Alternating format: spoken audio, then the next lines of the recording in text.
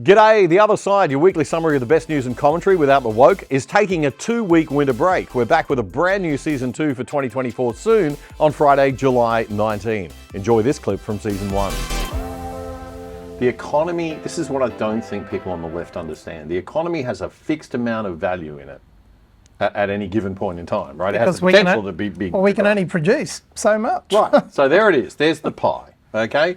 Now, either you're giving a proportion of that to the government. If you increase taxes, then all you're doing is shifting that piece of the pie, the control of that piece of the pie, from the business person, the productive person, to the government. And now, wage earners. Who would you rather run stuff?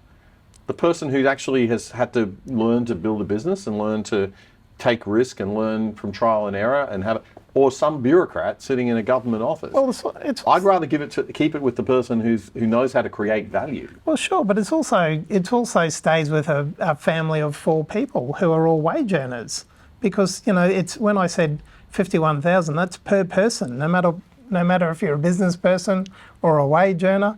So you've got $100,000 now. Imagine that, it's real money.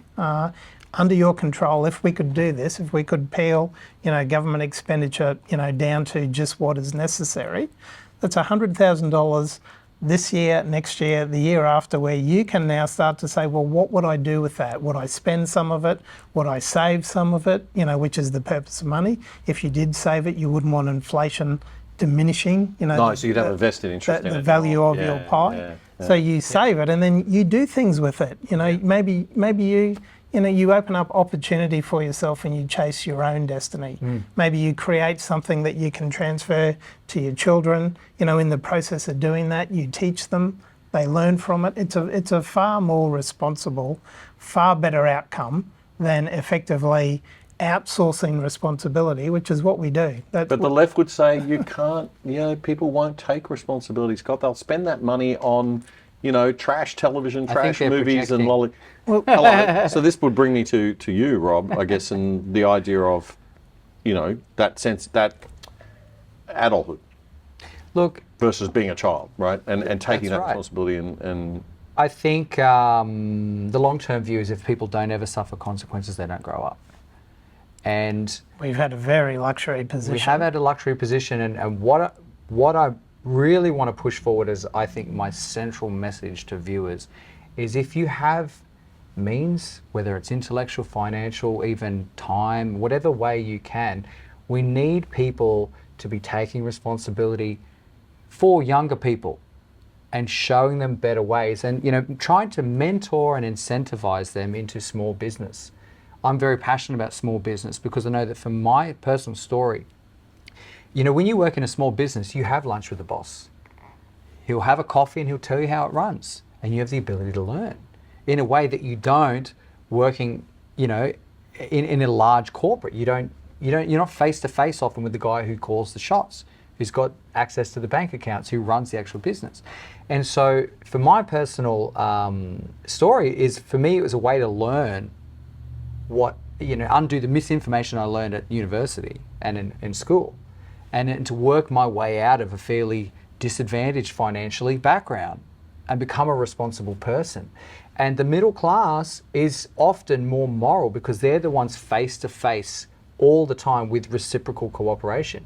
You have a degree of parasitic elites and you have a degree of a parasitic dependent class. But the middle class is where people are more responsible and closest face to face with reciprocity. Well, I've been saying for a while now that I really don't like the terms left and right. I don't like dividing people. It's not conducive to reciprocal cooperation when you divide people. And I have this. I apologise, but there's no. I mean, it's the easy shortcut way of saying, those who seek large government is the left. Those who seek small government. Well, I have this core belief that that fundamentally, the majority of people all want the same thing. We all share a similar destiny. Now we certainly vary on the fringes, and all people have competing interests, but we're also all people, and we all fundamentally need the same thing. And so my pitch, in talking about an alternative, better future, like the future for us, for people on Earth, could be stunning, could be absolutely stunning. You know, the way we've progressed, you know, the abilities, you know, that people have.